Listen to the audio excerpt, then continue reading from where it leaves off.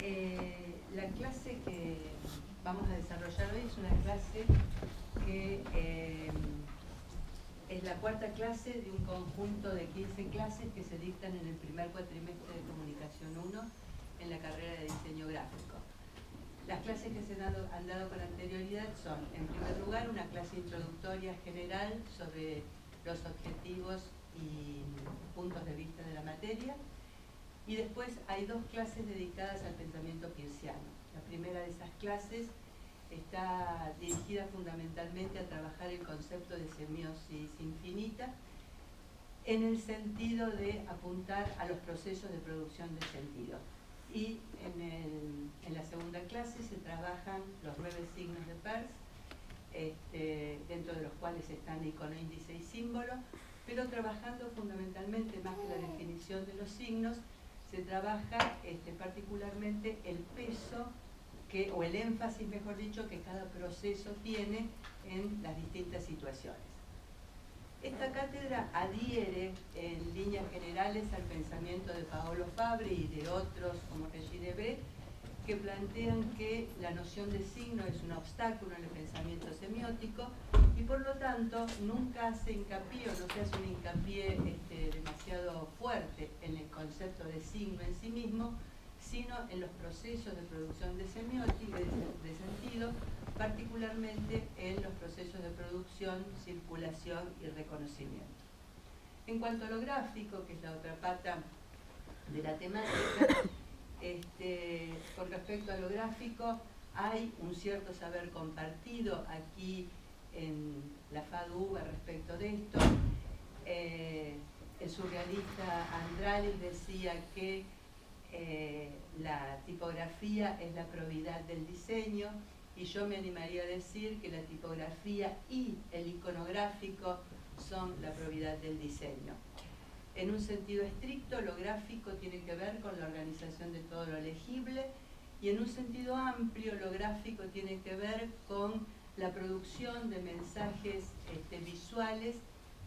que pongan en juego tanto ideas como conceptos y que están destinados, siguiendo a Juez,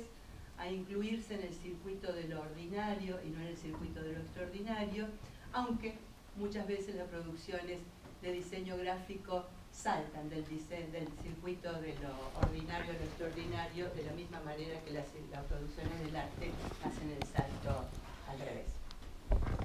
Esta es la concepción general en la cual se encuadra esta clase, que está organizada en 3 partes y que comienza así. Hablar de iconos y gráficos en una facultad de diseño es hablar prácticamente de un lugar común. Los iconos y lo gráfico forman parte de la materia prima del diseñador. Están prácticamente naturalizados. Pero justamente por esta naturalización pocas veces se piensa exactamente sobre qué hay detrás de estos conceptos, porque como toda explanación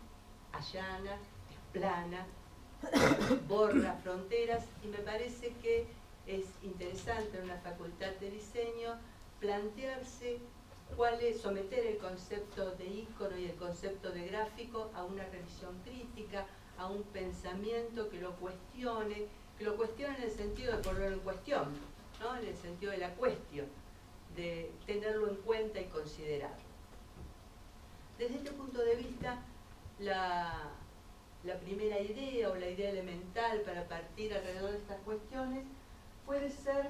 qué lugar ocupa lo icónico en el diseño gráfico. Para poder responder esta pregunta, quizás sea interesante hacer algunas cuestiones terminológicas en principio, que como todas cuestiones terminológicas, como todas cuestiones de orígenes, son cuestiones que aclaran por un lado, pero también confunden y llevan a superposiciones. En principio, la palabra ícono es una voz culta. Es una voz culta que proviene del griego eikon, que quiere decir parecer, y que, mejor dicho, que proviene del verbo parecer, y que quiere decir decir imagen. O sea, el icono en principio es una imagen, pero la voz se utiliza, como es una voz culta, se utiliza en principio y en primer lugar en vinculación con una producción particular de el arte bizantino, que es la producción de los iconos, que son imágenes sacras, portátiles, generalmente en mosaico, aunque también había sobre tela, que son imágenes sacras con figuras bastante comunes, Cristos, vírgenes, imágenes del encuentro de la Virgen con San Judas Tadeo, con San Judas. Y estaban trabajadas fundamentalmente con los mosaicos, y cuando eran trabajadas con fuera de los mosaicos eran con pinturas en témpera, que trabajaban muchísimo los colores brillantes y particularmente la plata y el oro. El icono que estamos viendo en este momento es un icono del siglo XII aproximadamente, no sé si yo tapo la pantalla. No. Es un icono del siglo XII aproximadamente, de autor desconocido, que en este momento se encuentra en la iglesia San Alfonso de Roma, y que ha tenido una historia muy particular, como todas las historias de los íconos, que, como ustedes saben, ha llevado a conflictos tan grandes como las guerras de iconofilias e iconoclastias.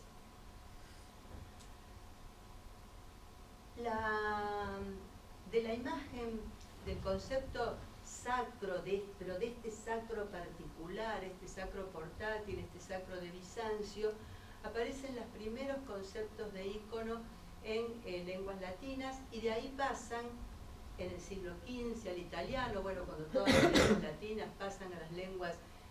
occidentales, pasa al italiano, y de ahí al italiano a todas las lenguas de Europa occidental. Podemos decir que del holandés al inglés, no estoy haciendo con esto una génesis real, ¿no?, sino simplemente una cuestión retórica y metafórica, desde el inglés al holandés, desde el alemán al portugués y por supuesto al español, la palabra ícono ha entrado en todas las lenguas con un sentido similar, aunque no siempre sinónimo. De la vinculación con las imágenes sacras bizantinas pasó a representar a cualquier imagen sacra, y con el correr del tiempo la palabra ícono pasó también a referirse a las imágenes en general. Llegado el siglo XX, volvemos a encontrar la palabra ícono mucho más cercana a la vinculación con cualquier imagen, y a tal punto que en los fines del siglo XX y comienzos del siglo XXI, para la mayoría de los jóvenes la palabra ícono está referida a esto que estamos viendo, o sea,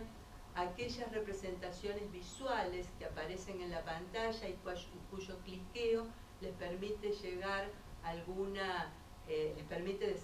llegar a algún programa o alguna aplicación y a operar con ese programa en esa aplicación. No importa cuál fuere el dispositivo sobre el cual funcionan, pero los iconos están apareciendo en todos los dispositivos,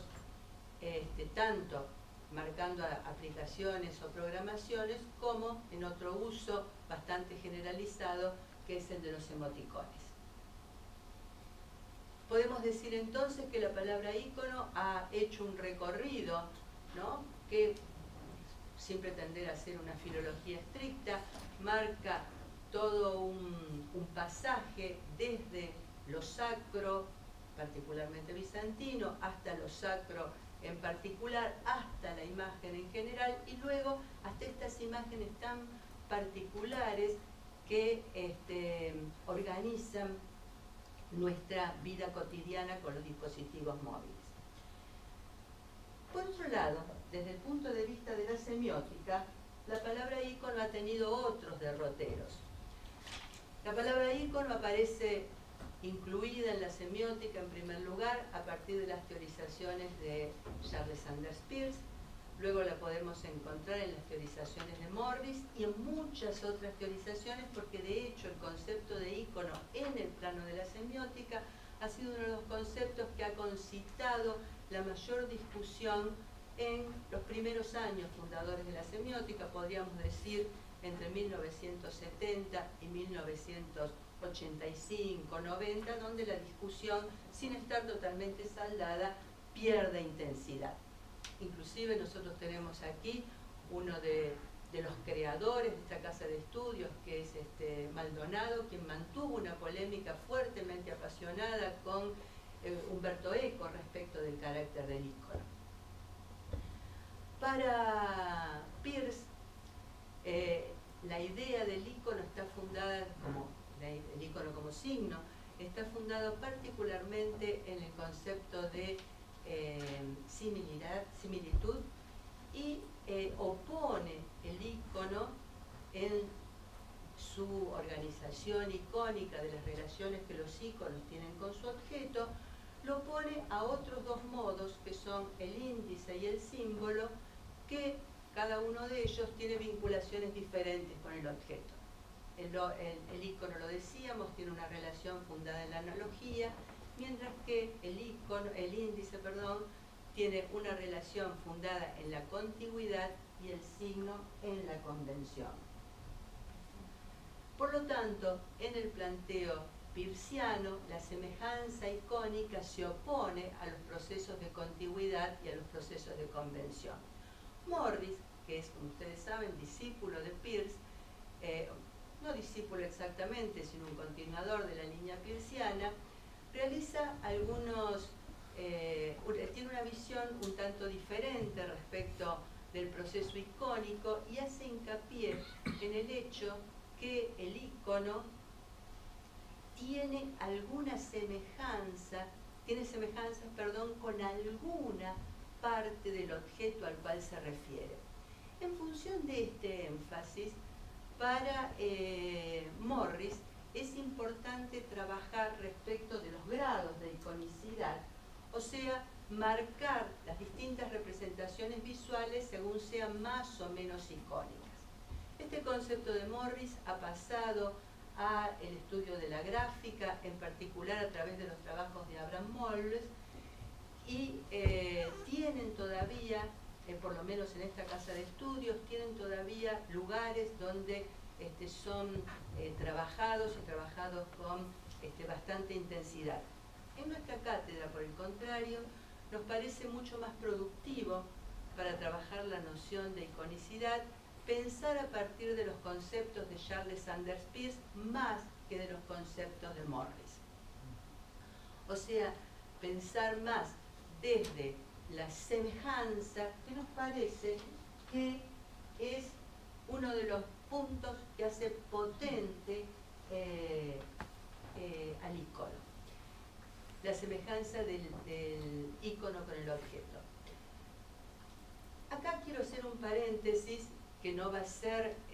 absolutamente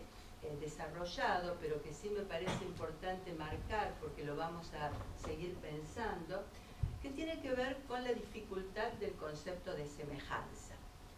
¿Semejanza con respecto a qué? El problema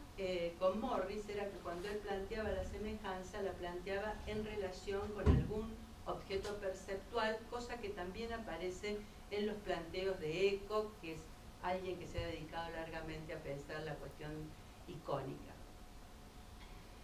En principio, podemos pensar que sí hay una semejanza respecto de ciertas características perceptuales, pero en realidad, como ustedes pueden ver en estos ejemplos, la semejanza depende de una fuerte convención que ha sido aprendida a lo largo de la vida social. Estos iconos que estamos viendo, que están en relación con el envío de email, lo que hacen es marcar un icono familiar en su momento, como era la carta, ¿no? Y establecer semejanza con la idea de enviar una carta y enviar un mensaje electrónico. Este icono tenía vigencia y tenía potencia hace 30 años atrás o 25 años atrás. Hoy, ninguno de los usuarios jóvenes reconoce en ese icono una carta porque es algo que le está prácticamente vedado. O sea, no vedado, pero le es mucho más desconocido el concepto de carta que está materializado en el icono que el concepto de email, que es aquel con el que trabaja todos los días. No obstante, esta particularidad del concepto de semejanza sigue siendo la semejanza algo particularmente fuerte, siempre y cuando uno sea capaz de incluirlo en el sistema al que pertenece. Acá podemos reconocer también, a partir de estos iconos, situaciones que están vinculadas con situaciones de comunicación, las noticias, la radio, la televisión, etcétera, a condición de que podamos adscribir la lectura de esta semejanza en el sistema al cual estos iconos pertenecen. Sea cual fuere el horizonte estilístico que tengan estos iconos, con mayor o menor cercanía o con mayor énfasis en ciertos rasgos del objeto, lo que sí tienen en común es fuertemente su relación de parecido perceptual con alguna cuestión del mundo exterior al cual nosotros reconozcamos como representativo de aquella acción o de aquel objeto. Nuevamente acá tenemos vinculaciones en relación con el enviar, ¿no? Que ya no están marcadas con una flecha, sino que están marcadas con una flecha dirigida en forma de avioncito. Tenemos, bueno, nuevamente aparecen los sobres, etcétera, calculadoras, el tacho de basura, son todos iconos que todos nosotros usamos habitualmente para referirnos a esas acciones que están escondidas